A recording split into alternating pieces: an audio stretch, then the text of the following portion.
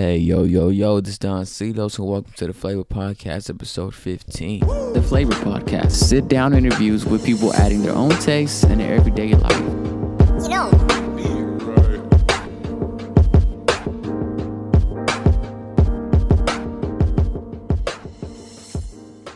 What's good, y'all? This is Don Stolz, and welcome to another episode of the Flavor Podcast. Sit-down interviews with people adding their own tastes in their everyday life.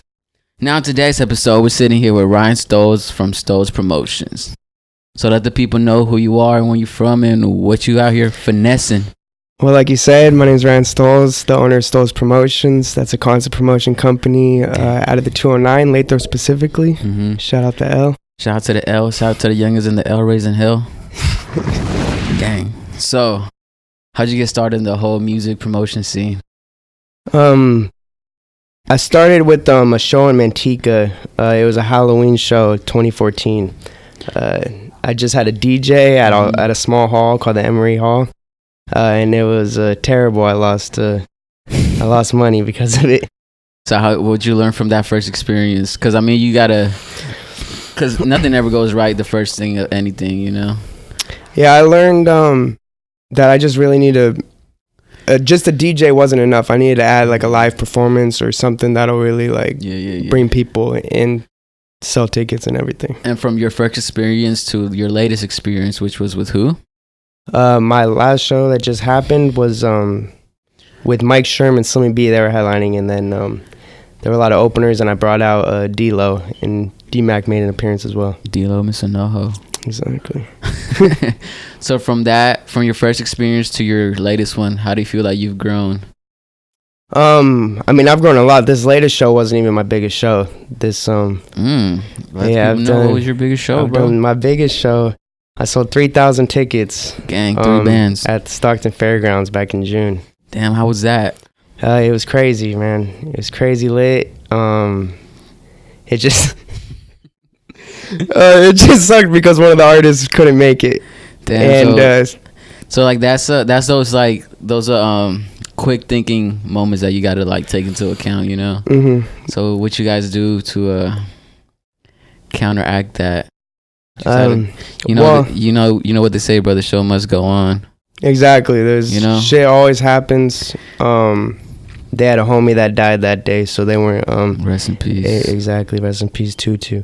But when something like that happens, sometimes we'll just have one of the artists either perform a little bit longer, or we'll try to get a surprise guest last minute to come out. We had a lot of people come out at that show. We had Prezi come out. Filthy Rich was supposed to come. He didn't show up either. But Filthy Rich showed up to my next show after that. But yeah, I've promoted so many people, and I've had so many people come like just on some surprise shit that have done it for free, and it's just that's dope. What would you say is your favorite concert so far?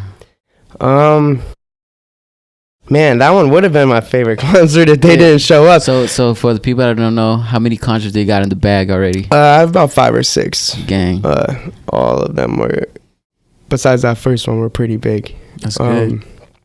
And yeah, I forgot. What did you just say? Which is your favorite one? Oh yeah, my favorite one. Honestly, I think my favorite one might have been this last one, because at this point I'm getting, even though this one wasn't as big as the 2 that I did at the fairgrounds, this one was a lot more fun because I'm getting to a point where I'm able to actually enjoy my shows instead of just running around, because I'm starting to get used to all this, the whole process and everything. So how stressful is running this fucking show, bro? Because I could only imagine how stress that shit is, bro. I'm over here running like a small shop, nigga. That shit's stressful enough. It gets real stressful the week of the show, for sure. Especially the day before and the day of. Yeah, that's when it gets crazy. That's when your phone starts blowing up. Hey, bro, hook it up with a tip. Exactly. My phone be blowing up the day of the show. Hey, bro, remember me? Yeah.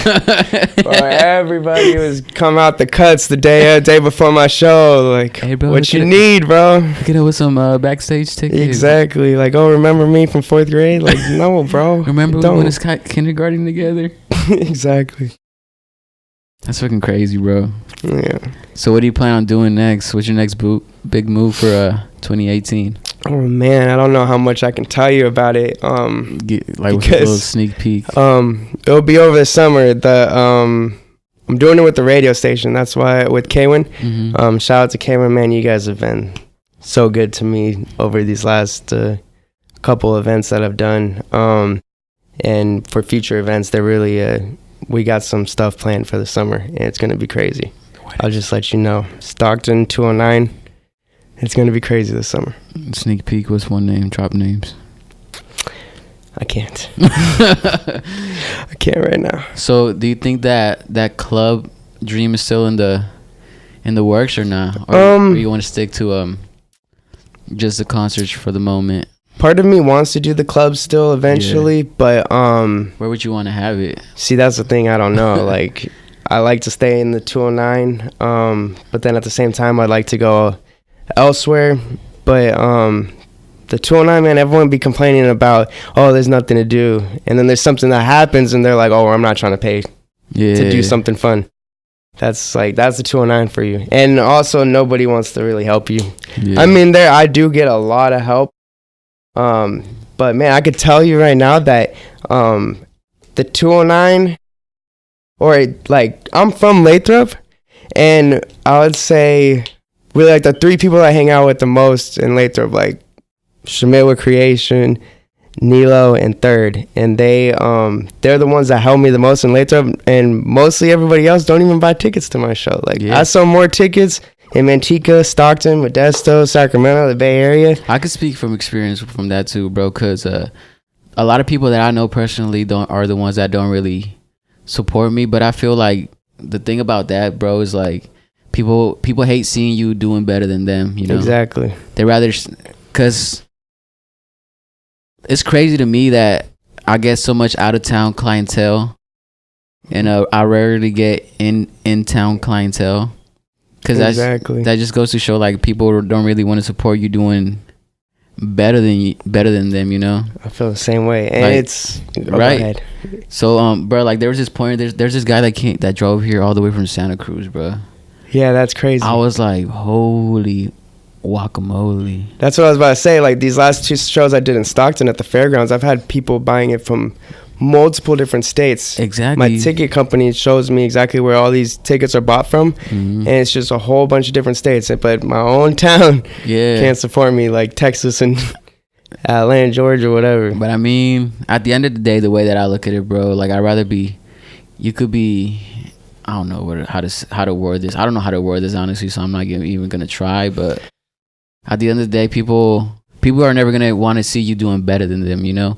They want to see you do good, but not as good as them. Not better than them. Exactly, yeah. Bro. So exactly. that's one of the hardest lessons you gotta learn as a business, or like a business owner, you know. Exactly. What's some of the lessons you've had to learn along the way with all this? Each show I do, I learn something from it. Mm-hmm. I've learned, like, from the first one I told you with the needing a live performance. I've learned that you can't go cheap on security. You can't go cheap on sound and lighting. I've been to shows where the sound is just terrible and the crowd's just dead because of it. They're like crickets. Exactly. My shows all have top-notch sound, lighting. It's just a dope atmosphere. You know if you're going to a Stolz promotion show, it's going to be lit. Yeah. Because I care more about quality over quantity. Yeah, how important do you think that is too? Because there's a lot of people that just focus on making money. Yeah, exactly. That's a lot of problems for some people. They just will try to find the easiest ways to save money when there's some things you just can't go cheap on. How important do you think having the right quality is opposed to quantity? Crazy important, because you could have shows every day, but they're not going to be ones that people are looking forward to for months. Yeah. I look at comments when my artists will post the flyer, and people will be like, I've had my tickets already. I've been looking forward to this for months. How does that feel, bro? That's why I keep doing it, you know? Yeah. Because of the people that, you know, I like that what I do causes, like, people to have a really good time, especially in a place where there's not many things to do. So that's like something they could actually look forward to, you know? Exactly. That's lit, bro. Instead of just going to the movies or bowling. That's all you can do out here. Yeah, that's fucking crazy, bro. So what's one one dream like concert you would set up? Like what would your dream lineup be, bro? If you could. Dream lineup? Like, I mean, how many artists do I get? Bro, just like if you had like, if you could set up your perfect show, what would it be? Well, eventually I want to get into festivals, you know, where they have all the crazy lineups. But a perfect show, man. I mean, you gotta have like you could pick the location, you could pick the people, like what like you could just like if you had your your ideal. Man, you know what?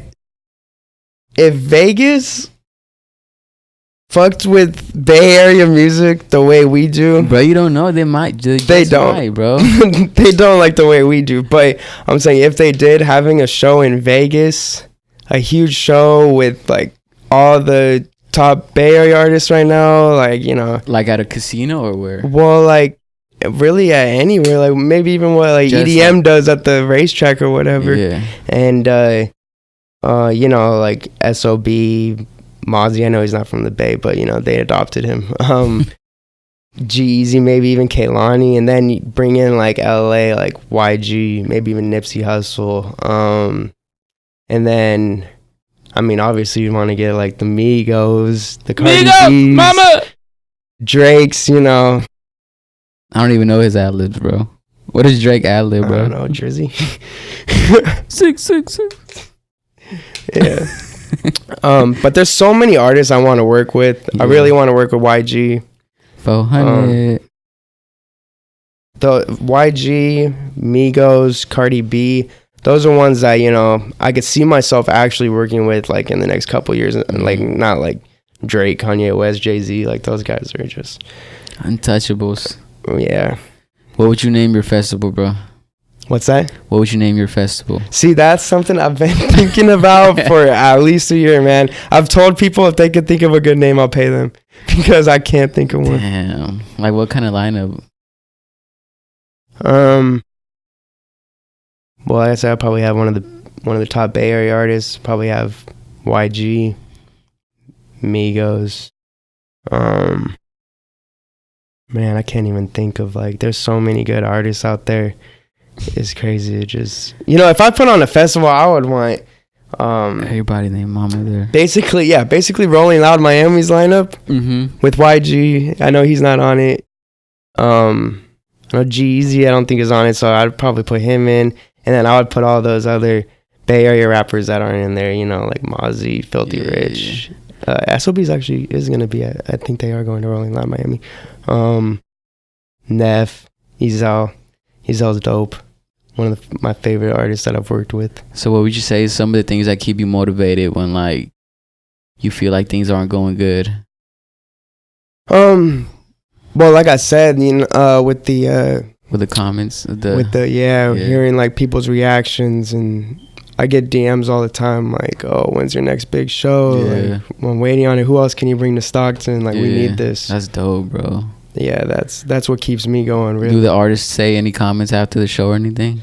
Yeah, I mean, like, you know, Ezel, I got him for the show after I did with Neff in Sacramento. I booked him and I booked Ezel and Neff in Manteca. Yeah, and I always like to give them, like, you know, you want the artist to feel like they're not just like an artist that's just being used for you to make money off of them performing or whatever. So I'll always like go out of my way. I'll go get them like a Henny bottle or something, you know. Even if it's not in the contract, not in the writers, I'll be like, "Hey man, here, I got you this Henny bottle." I did that with Ezel, and he was like, "What? Are you serious?" I was like, "Yeah, bro." And then he called me the next day. He was like, "Bro, I just wanted to thank you. Like, you put on a dope show. Yeah. Thank you for that Henny bottle. Thanks for everything." It's all about the hospitality, bro. Exactly. And, you know, most artists will just, they won't really say anything after a show. They just want their money and they dip. Yeah. So that was cool that he like actually took the time to call me. That's what's up, bro. So if you weren't doing this, what do you think would you be doing right now? Man, when I was in high school, I wanted to do so many different things. Like, what did you say? What did you say, like, when they asked you, like, in first grade, what do you want to do when you grow up? Man, first grade, I think my dream then was being a garbage man, bro. I was weird. For real? I don't know, bro. I was weird. I thought that was dope in the first grade, but once I got older, I started wanting to be. That's wild, bro. I went through a phase where I wanted to be a lawyer. I went through this weird phase where I wanted to be a marriage counselor, bro. For real? Like, I don't know, bro. Random. Hella random. But those all take hella schooling, and I can't even get a bachelor's, let alone a master's, bro. School ain't for me. That's for sure. Damn, bro. That's fucking wild, bro. Wild out of all things, a marriage counselor.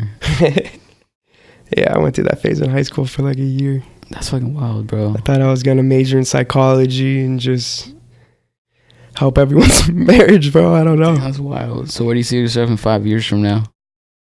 5 years. In 5 years, I really want to be able to get to the point where I can just do one show a year. Mm. That's just huge. It's like a festival. Show.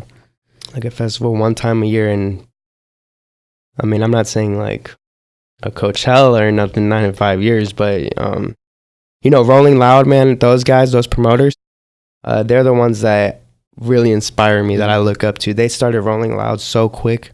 I think their first show with like Rick Ross or something was in 2012. That was the first show in 2012? I believe so. God damn. Don't quote me on that, but I think it was 2012. They did Rick Ross, and there was something that happened where some other promoter said that they had him booked that night, even though they didn't, and it really affected ticket sales, and they lost like a bunch, like all their money. And then they started doing like 3-day tours with like Currency and people like that in 2012, 2013, and then I think 2015 is when they started Rolling Loud, and they put on this crazy dope all hip hop rap lineup, which is like unheard of for festivals. That's fucking crazy. And they lost a lot of money from that one, and they just kept going. Yeah, they kept going, and now Rolling Loud, that lineup in Miami is just crazy. It's probably the dopest lineup I've ever seen. That's fucking wild, bro. So 5 years, I see myself doing something like that. That's fucking wild. What steps do you think you need to take in order to get there? Man, honestly, the radio station helping me out on these shows is a huge step. That connection I made with them. Shout out to Jiggy, bro, my boy. Jiggy. Yeah, that's a huge step. Yeah. If this show goes well, we can go to the moon with it. You could take over the world. You could go Elon Musk on them. Exactly. Damn, that's fucking wild. So how important do you think having the right network is? It's everything. That's all that matters, man. Yeah. You know, like having those connections, networking. Yeah. Because there's a lot of people that think that like, they're just going to post something online and then like it's going to like blow up, bro. Yeah, no. So tell me. That's not how it works. So walk us through like a show, bro. Like how does it all like start off? Like the steps that it takes and like. Okay. Like what's a typical show go for you? Each show, I don't think I've started planning a show less than like 5 or 6 months before the actual show happens. When I start planning a show, I pick a date, usually about 5 or 6 months down the road. I'll find the venue, and then that's what you need to do first. You need to find the venue, and then the venue will help you get security. Once you get that, that's when you could start reaching out to the artists. A lot of these local promoters will think that, they got this booking email in their bio. I'm just going to be like, hey, how much you charge? They're going to be like, what's the details? What's the venue? What's the date? And they don't know that you got to get the venue on the date first. And that's why you can't ever get your heart set on a specific artist, because what if they're not available that date that you booked? So that's once you get the art. But eventually, the artist, that's the hardest part. There's a lot of steps to that usually, unless it's like, well, once you get bigger artists, that's when there's like a lot of steps, and you got to make formal offers. And some of them have booking agents that work for, big companies, and you have to know how to talk to them. And then at the same time, you're going to need to know how to talk to managers and booking agents from the streets, like they just want to hear money, They don't need no formal offer, but it still takes time and contracts and deposits. And then after that, that's when you start actually promoting, networking, marketing, the show starts selling tickets. So if somebody would trying to start off in the industry that you're in, what's one word of advice you give to them? Just be patient, just don't try to rush things. Don't try to do shows that are way bigger than what you can handle. Yeah. I felt like that's what I did with my Sacramento show with Nev with the 5 stories. I was at the time I was like 19 years old. Fuck, bro, you were 19, like making shows and shit. Trying to make big moves at 19, and it was just too big of a move for me at the time. And I remember like the security, they came out to me after the show after I got hit with like 5 different fines, and they sat me down and they were like, bro, like, I'm gonna be honest with you, like this was just too big for you.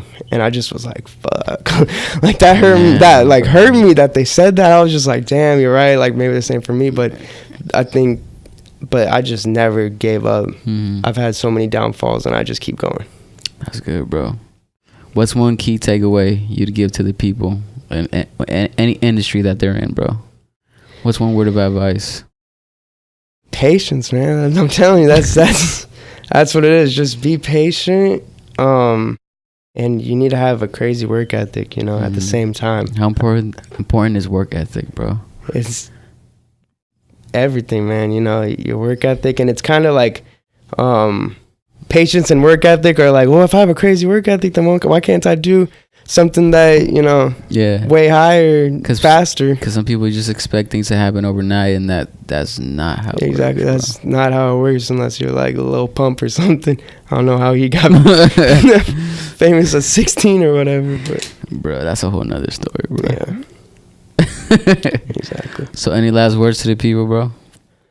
Man, just quality over quantity. Gang. Be patient. Gang. That's it. Any message to your future self? You're gonna watch to my future self? Yeah. You're gonna watch this in 5 years. What are you gonna tell yourself? Oh man, I'm hopefully I'm just gonna be like, damn, bro. But like, talk to the camera. Pretend you're talking to yourself. I'm just gonna be like, damn, bro. Like, that's it. 3,000 tickets. What? Hopefully, that's what I'm saying in 5 years. You know. Oh, like or just be like, you know what, that patience like really worked out, or that quality over quantity really worked out. You know, hopefully that's what I can say to myself. Shit, it's lit. So guys, life is all about flavor. Remember to have your own taste in everyday life. Gang.